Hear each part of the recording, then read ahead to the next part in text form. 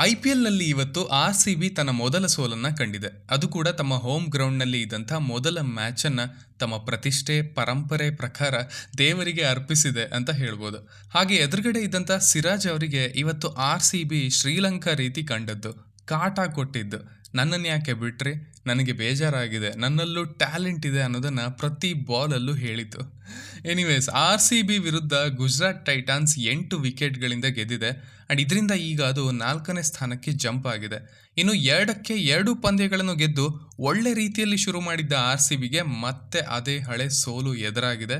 ಹೇಗಾಯ್ತು, ಏನಾಯ್ತು, ಮಾತಾಡ್ಕೊಂಬರೋಣ ಬನ್ನಿ. ಮೊದಲನೇದಾಗಿ ಟಾಸ್ ಕಡೆಗೆ ಬಂದರೆ GT ಟಾಸ್ ಅನ್ನ ಗೆದ್ರು ಬೌಲಿಂಗ್ನ ಆಯ್ಕೆ ಮಾಡ್ಕೊಂಡ್ರು. As usual, C for Chinnaswamy, C for chasing ಅಂತಾನೆ ಅರ್ಥ. ಇನ್ನು ಬ್ಯಾಟಿಂಗ್ ಮಾಡೋದಕ್ಕೆ ಬಂದಂಥ ಆರ್‌ಸಿಬಿ ಬ್ಯಾಟ್ಸ್ಮನ್ಗೆ ಯಾವ ಒಬ್ಬ ಬ್ಯಾಟ್ಸ್ಮನ್ಗೂ ಎಕ್ಸೆಪ್ಟ್ ಜಿತೇಶ್ ಶರ್ಮಾ ಇವತ್ತು ಒಳ್ಳೆ ದಿನ ಆಗಿರಲಿಲ್ಲ. Including Livingstone, including Tim David. Struggle ಅಂದರೆ ರಿಯಲ್ ಸ್ಟ್ರಗಲ್ ಇವತ್ತು. ಅಲ್ಲಿ ಆಡಿದರೆ ಎಲ್ಲರೂ. ಮೊದಲನೇದಾಗಿ ಸಾಲ್ಟ್ ಕಷ್ಟಪಟ್ಟರು. ನಾನು ಇಲ್ಲಿ ಚಿನ್ನಸ್ವಾಮಿಗೆ ತಕ್ಕಂಥ ಪ್ಲೇಯರ್, ಮೊದಲೇ ಮ್ಯಾಚಲ್ಲೇ ರೆಕಾರ್ಡ್ ಮಾಡಿಬಿಟ್ಟಿದೆಯಾ ಗುರು ಅಂತ ಅನ್ಕೊಳ್ತಾ ಇದ್ದೆ. ಬಟ್ ಅಲ್ಲಿ ಆಗಿದ್ದೆ ಬೇರೆ. ಆ್ಯಕ್ಚುಲಿ ಒಂಚೂರು ಎಕ್ಸ್ಟ್ರಾ ಬೌನ್ಸ್ ಸಿಗ್ತಾ ಇತ್ತು ಬೌಲರ್ಸ್ಗೆ, ಆ್ಯಂಡ್ ಅದನ್ನು ಸಖತ್ತಾಗಿ ಯೂಸ್ ಮಾಡಿಕೊಂಡ್ರು GT ಬೌಲರ್ಸ್. ಸಿರಾಜ್ ಅಣ್ಣ ಇವತ್ತು ಫುಲ್ ಫಾರ್ಮಲ್ಲಿ. ಆ್ಯಕ್ಚುಲಿ ಅವರಿಗೆ ವಿಕೆಟ್ಸ್ ಏನು ಬಿದ್ದಿದ್ದಾವೆ ಅವು ಅಂಥ ಗ್ರೇಟ್ ಡೆಲಿವರೀಸ್ ಅಲ್ಲ, ಆಲ್ಮೋಸ್ಟ್ ಸ್ಲಾಟಲ್ಲೇ ಇದ್ದಂಥ ಬಾಲ್ಗಳು. ಬಟ್ ಬ್ಯಾಟ್ಸ್ಮನ್ಗಳೇ ಸ್ವಲ್ಪ ರೂಮ್ ಮಾಡ್ಕೊಳ್ಳೋದಕ್ಕೆ ಹೋಗಿ ಔಟ್ ಆಗಿದ್ದು. ಬಟ್ ಅವುಗಳನ್ನ ಬಿಟ್ಟು ಲೈನ್ ಲೆಂತ್ ಕ್ಲೀನಾಗಿ ಇತ್ತು ಇವತ್ತು. ನೀನು ಬಿಟ್ಟರೆ ನಾನು ಹೊಡಿತೀನಿ ಅನ್ನೋ ಥರ. ಅದೇ ನಿಟ್ಟಿನಲ್ಲಿ ಒಂದು ಕ್ಯಾಚ್ ಕ್ರಿಯೇಟ್ ಆಗುತ್ತೆ ಮೊದಲನೇ ಓವರ್ನಲ್ಲೇ. ಬಟ್ ಬಟ್ಲರ್ ಬಿಡ್ತಾರೆ ಸಾಲ್ಟ್ದು. ಈಸಿಯೆಸ್ಟ್ ಕ್ಯಾಚ್ ಇದು. ಬಟ್ ಆಗತ್ತೆ ಒಂದೊಂದು ಸಾರಿ, ಏನು ಮಾಡೋಕ್ಕೂ ಆಗಲ್ಲ. ಅಲ್ಲಿ ಮೆಕಲಮ್ ನಿಂಗೆ ಪ್ರೆಷರ್ ಜಾಸ್ತಿ ಆಗುತ್ತೆ, ಕೀಪಿಂಗ್ ಮಾಡೋದು ಬೇಡ ಅಂತ ಬಿಡಿಸಿದ್ರು ಇಂಗ್ಲೆಂಡ್ನಲ್ಲಿ. ಇಲ್ಲಿ ಪಾಪ ನೆಹ್ರಾ ಅವರು ಮತ್ತೆ ಕೀಪಿಂಗ್ಗೆ ಇಳಿಸಿದ್ದಾರೆ. ಅವರು ಅಂತ ಒಳ್ಳೆ ಟಚ್ಚಲ್ಲಿ ಇಲ್ಲ, ಅದಂತೂ ಹೌದು, ಕಾಣುತ್ತೆ ಅದು. ಇನ್ನು ಸೆಕೆಂಡ್ ಓವರ್ನಲ್ಲಿ ಬಿಗ್ ಬ್ಲೋ ಬರುತ್ತೆ ಆರ್‌ಸಿಬಿಗೆ. ಕೊಹ್ಲಿ ಔಟ್ ಆಗ್ತಾರೆ. ಹಾಫ್ ಶಾಟ್, ಅದು ಹಾಫ್ ಹಾರ್ಟಲ್ಲಿ ಹೊಡೆದ ಹಾಗೆ ಕಾಣುತ್ತೆ. ಬಟ್ ಕ್ಯಾಚ್ ಹೋಗುತ್ತೆ, ಕ್ಲೀನಾಗಿ ಹೋಗುತ್ತೆ, ಔಟ್ ಆಗ್ತಾರೆ. ಆ್ಯಂಡ್ ದೆನ್ ಪಡಿಕಲ್ ಬಂದರು, ಒಂದು ಬ್ಯೂಟಿಫುಲ್ 4ನ ಹೊಡೆದ್ರು. ಬಟ್ ದೆನ್ ಸಿರಾಜ್ ಅಣ್ಣನ ಬೌಲಿಂಗ್ನಲ್ಲಿ ಸರ್ದು ಆಡೋಕೆ ಹೋಗಿ ಔಟ್ ಆದರು, ಬೋಲ್ಡ್ ಆದರು. ಅಲ್ಲಿ ರನ್ಔಟ್ ಚಾನ್ಸ್ ಕೂಡ ಇತ್ತು ಸಾಲ್ಟ್ದು, ಬಟ್ ಬಚಾವ್ ಆಗ್ತಾರೆ. ಸೊ 2 ಲೈಫ್ ಸಿಕ್ಕಿವೆ, ಯೂಸ್ ಮಾಡ್ಕೊಳ್ತೀರಾ ಅಟ್ಲೀಸ್ಟ್ ಅಂತ ಅಂದ್ಕೊಳ್ತಾ ಇದ್ದೆ. ಆವಾಗ ಒಂದು 6 ಬರುತ್ತೆ, ಟಿಕೆಟ್ ವರ್ದಿ 6, ಅದು 105 ಮೀಟರ್. ಓಹೋ, ಉಪ್ಪಿನ ಸತ್ಯಾಗ್ರಹ ಶುರು ಆಯಿತು ಅಂತ ಅಂದ್ಕೊಂಡೆ. ಆ್ಯಂಡ್ ದೆನ್ ಸೇಮ್ ರೂಮ್ ಮಾಡ್ಕೊಳ್ಳೋದಕ್ಕೆ ಹೋಗಿ ಅವರು ಕೂಡ ಬೋಲ್ಡ್ ಆಗ್ತಾರೆ. ಆರ್‌ಸಿಬಿ 6 ಓವರ್ಗೆ 38ಕ್ಕೆ 3 ರಿಯಲಿ ಸ್ಟ್ರಗಲ್ ಮಾಡ್ತಾ ಇತ್ತು. ಇನ್ನು ಉಳಿದಿದ್ದೆಲ್ಲ ಈಗ ಪಾಟಿದಾರ್ ಮೇಲೆ ಇತ್ತು ಆಟ. ಓಕೆ, ಪವರ್ ಪ್ಲೇನಲ್ಲಿ ಸ್ಪಿನ್ನರ್ಸ್ಗೆ ಕೊಟ್ಟಿಲ್ಲ, ಅದು ಮುಗಿದ ನಂತರ ಈಗ ಕೊಡಬಹುದು. ಒಂಚೂರು ಓಪನ್ ಆಗುತ್ತೆ ಸ್ಕೋರ್ ಕಾರ್ಡ್ ಅಂದ್ಕೊಂಡ್ರೆ ಅಲ್ಲಿ ಮತ್ತೆ ಇಶಾಂತ್ ಶರ್ಮಾನ ಎಳ್ಕೊಂಡು ಬರ್ತಾರೆ. ಒಂದೊಳ್ಳೆ ಬೌನ್ಸ್ ಸಿಗ್ತಾ ಇರೋದ್ರಿಂದ. ಆ್ಯಂಡ್ ಅವರ ಓವರ್ನಲ್ಲಿ LBW ಆಗ್ತಾರೆ ಪಾಟಿದಾರ್. ಒಂದು ಒಳ್ಳೆ 4ನ ಹೊಡೆದು 4 ವಿಕೆಟ್ಸ್ ಬಿದ್ದಾಗಿತ್ತು. ಮಿಡಲ್ನಲ್ಲಿ ಈಗ ಜಿತೇಶ್ ಶರ್ಮಾ ಹಾಗೆ ಲಿವಿಂಗ್ಸ್ಟೋನ್. ಈ ಕಡೆ ಲಿವಿಂಗ್ಸ್ಟೋನ್ ಮಾತ್ರ ಇವತ್ತು ಸ್ಟ್ರಗಲ್ ಮಾಡೋದು ಅಂದರೆ ಏನು ಅಂತ ತೋರಿಸಿದ್ದು. ಅಫ್ಕೋರ್ಸ್ 50 ಮಾಡ್ಕೊಂಡಿದ್ದಾರೆ, ಒಂದೇ ಓವರ್ನಲ್ಲಿ 3 6 ಬಂದಿದ್ದಾವೆ. ಅಫ್ಕೋರ್ಸ್ 50 ಮಾಡ್ಕೊಂಡಿದ್ದಾರೆ, ಒಂದೇ ಓವರಲ್ಲಿ 3 6 ಬಂದಿದ್ದಾವೆ. ಬಟ್ ಅವರು ಹೊಡೆದಂಥ ರನ್ಸ್ ಇವತ್ತು ಅಂತ ಡಿಸರ್ವಿಂಗ್ ಅಥವಾ ಕ್ಲಿಯರ್ ರನ್ಸ್ ಥರ ಕಾಣಲ್ಲ. ಒಂದು ಕ್ಯಾಚ್ ಬಿಡ್ತಾರೆ, ಒಂದು ಮಿಸ್ಜಡ್ಜ್ ಆಗುತ್ತೆ, ಒಂದು ಸ್ಟಂಪ್ಔಟ್ ಮಿಸ್ ಆಗುತ್ತೆ. ಸೊ ಹೀಗೆ ಆ ಇನ್ನಿಂಗ್ಸ್ ನೋಡಿದ್ರೆ ಅರೆ ಭಾಯ್, ಏನು ಮಾಡ್ತಾ ಇದ್ದೀರಾ, ಯಾಕೆ ಹೀಗೆ ಆಡ್ತಾ ಇದ್ದೀರಾ ಅಂತ ಅಂದ್ಕೊಳ್ಳೋದಂತೂ ನಿಜ. ಬಟ್ ಈ ಕಡೆ ಜಿತೇಶ್ ಶರ್ಮಾ ಬೆಸ್ಟ್ ಬ್ಯಾಟ್ಸ್ಮನ್ ಆರ್‌ಸಿಬಿಗೆ. ಬಂದಾಗಿಂದನೇ ಒಳ್ಳೆ ಟಚ್ಚಲ್ಲಿ ಕಂಡದ್ದು. ಸ್ಟಾರ್ಟೆಡ್ ಅಟ್ಯಾಕಿಂಗ್, ಇಂಟೆಂಟ್ ಇತ್ತು, ಕನೆಕ್ಷನ್ ಇತ್ತು. ರಶೀದ್ ಖಾನ್ ಅಂಡ್ ಸಾಯಿ ಕಿಶೋರ್ ಅವರಿಗೆ ಲಿವಿಂಗ್ಸ್ಟೋನ್ ಸ್ಟ್ರಗಲ್ ಮಾಡ್ತಾ ಇದ್ರೆ ಅವರೇ ಇನಿಷಿಯೇಷನ್ನ ತಗೊಂಡು ಇದನ್ನು ನಾನು ಆಡ್ಕೊಳ್ತೀನಿ ಅಂತ ಆಡ್ತಾ ಇದ್ರು. 21 ಬಾಲಲ್ಲಿ 33, ಬಟ್ ನಂತರ ಕ್ಯಾಚ್ ಕೊಟ್ಟು ಔಟ್ ಆಗ್ತಾರೆ. ಆ್ಯಕ್ಚುಲಿ ಲಿವಿಂಗ್ಸ್ಟೋನಿಂದ ಸಪೋರ್ಟ್ ಏನಾದರೂ ಬಂದಿದ್ರೆ, ಎಲ್ಲ ಬಾಲ್ ಇವರೇ ಹೊಡಿಬೇಕು ಅಂತ ಇಲ್ಲದೆ ಇದ್ದರೆ ಇದು ಇನ್ನೂ ಲಾಂಗ್ ಇನ್ನಿಂಗ್ಸ್ ಆಗಿರೋದು ಅವರದ್ದು. ಅವರಿಂದ ಕಾಂಟ್ರಿಬ್ಯೂಷನ್ ಇನ್ನೂ ಬಂದಿರೋದು ಡೆಫಿನೆಟ್ಲಿ. ನಂತರ ಕೃಣಾಲ್ ಪಾಂಡ್ಯ, ಸಾಯಿ ಕಿಶೋರ್ ಅವರ ಹೊಸ ಎಕ್ಸ್ಪೆರಿಮೆಂಟಲ್ ಡೆಲಿವರಿಗೆ ಬಿದ್ದಂಥ ಮೊದಲ ಬಕ್ರ ತುಂಬ ಸಾಫ್ಟಾಗಿ ಔಟ್ ಆಗ್ತಾರೆ. ಆರ್‌ಸಿಬಿದು 6 ವಿಕೆಟ್ ಬಿದ್ದಿತ್ತು 15 ಓವರ್ನಲ್ಲಿ 105ಕ್ಕೆ 6. ಬಟ್ ಇಲ್ಲಿ ಒಂದು ಖುಷಿ ಪಡುವಂಥ ವಿಚಾರ ಅಂದರೆ 6 ವಿಕೆಟ್ ಹೋಗಿದೆ, ಆದರೂ ಇನ್ನೂ 2 ಬ್ಯಾಟ್ಸ್ಮನ್ ಇದ್ದಾರೆ ಮಿಡಲ್ನಲ್ಲಿ. ಇದು ಆರ್‌ಸಿಬಿಗೆ, ಆರ್‌ಸಿಬಿ ಫ್ಯಾನ್ಸ್ಗೆ ಹೊಸತು. ಬಿಕಾಸ್ ಯಾವಾಗಲೂ 3 ವಿಕೆಟೇ ಇರ್ತಾ ಇದ್ದದ್ದು, ಆಮೇಲೆಲ್ಲ ದೇವರಿಗೆ ಬಿಡ್ತಿದ್ದು.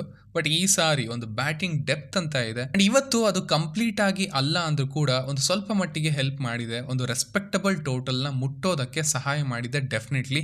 ಈಗ ಇದ್ದದ್ದು ಟಿಮ್ ಡೇವಿಡ್ ಹಾಗೆ ಲಿವಿಂಗ್ಸ್ಟೋನ್. ದೈತ್ಯರು ಏನು ಮಾಡ್ತಾರೆ ಅಂತ ನೋಡಬೇಕಿತ್ತು, ಆ ಕುತೂಹಲ ಇತ್ತು. ಬಟ್ ಅಲ್ಲಿ ಗಿಲ್ ಅವರ ಕಡೆಯಿಂದ ಒಂದು ಬ್ರೇವ್ ಕಾಲ್ ಬರುತ್ತೆ, ಗುಡ್ ಕ್ಯಾಪ್ಟನ್ಸಿ ಅಂತ ಹೇಳ್ತೀನಿ. 17ನೇ ಓವರ್ನ ಸಾಯಿ ಕಿಶೋರ್ಗೆ ಕೊಡ್ತಾರೆ, 10 ರನ್ ಬರುತ್ತೆ. ನಂತರ ರಶೀದ್ ಖಾನ್ ಅವ್ರಿಗೆ ಕೊಡ್ತಾರೆ 18ನೇ ಓವರ್ನ. ಅವರು ಎಕ್ಸ್ಪೆನ್ಸಿವ್ ಆಗಿದ್ರೂ ಕೂಡ ಅವ್ರಿಗೇನೆ ಕೊಡ್ತಾರೆ. ಆ್ಯಕ್ಚುಲಿ ಅವರು ಅಲ್ಲೂ ಕೂಡ ಎಕ್ಸ್ಪೆನ್ಸಿವ್ ಆದರೂ 20 ರನ್ ಬರುತ್ತೆ ಅಲ್ಲಿ. ಬಟ್ ಮೊದಲ 6 ಏನಿತ್ತು ಅದು ಕ್ಲೀನ್ ಕ್ಯಾಚ್ ಆಗಿತ್ತು, ಬಟ್ ಫೀಲ್ಡರ್ ಎಡವಟ್ಟು ಮಾಡಿದ್ದು ಪ್ರಾಪರ್ ಪ್ಲ್ಯಾನಲ್ಲಿ ಎಕ್ಸಿಕ್ಯೂಟ್ ಆಗಿತ್ತು.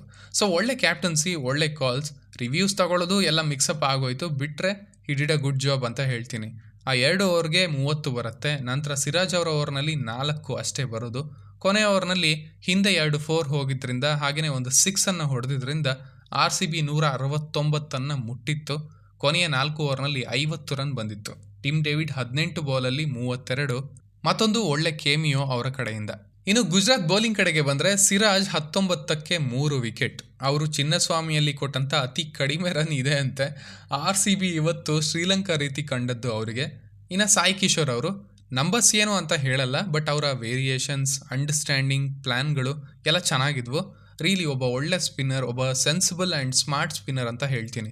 ಇನ್ನು ರಶೀದ್ ಖಾನ್ ಅವರು, ಇವರದ್ದು ಏನಾಗಿದೆ ಅಂದರೆ ನಿಮಗೆ ನೆನಪಿದ್ರೆ 2 ವರ್ಷ ಕುಲ್ದೀಪ್ ಅವ್ರಿಗೆ ಕಷ್ಟ ಆಗಿತ್ತು, ಹಿಂದೆ ಬಿದ್ದಿದ್ರು ಅವರು ಆಫ್ಟರ್ ಅ ಬ್ಯಾಂಕ್ ಸ್ಟಾರ್ಟ್.